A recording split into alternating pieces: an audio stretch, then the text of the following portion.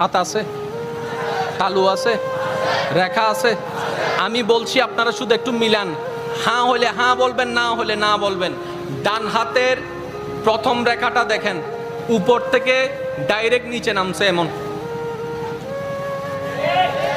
পরেরটা দেখেন এরকম আছে না, না শোন, পরেরটা এরকম একটু দেখেন।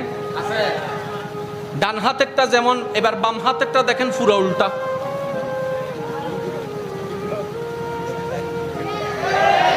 না আগে আর হাতত আছে, আর কেউ হাতত নাই বাংলার। ডান হাতের প্রথমটা দেখেন সিঙ্গেল, পরেরটা দেখেন এই উপরে গেল, এই জোড়া লেগে নিচে নামলো। ডান হাতের যেই স্ট্রাকচার, বাম হাতেরটা দেখেন পুরা উল্টা।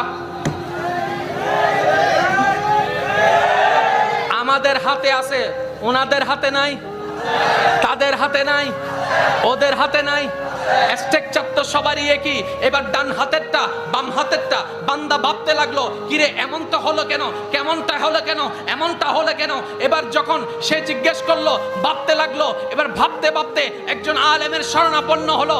আলেম বলে আরবিতে 1 লেখে এইভাবে, 8 লেখে এইভাবে, ইংরেজির 8, বাংলার 8, আরবির 8। মাদ্রাসা ছাত্রর আওয়াজ দিয়ে বলেন ঠিক না বে ঠিক? আরবির 8, 1 8 18।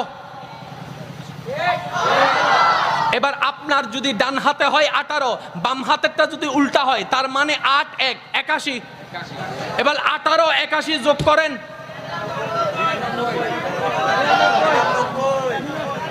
99, 99, 92 হয় নাই, 90 হয় নাই, 100 হয় নাই, 99 কেন? রব্বে করিম বলে আনা খালাকতুকা, আমি তোকে সৃষ্টি করেছি।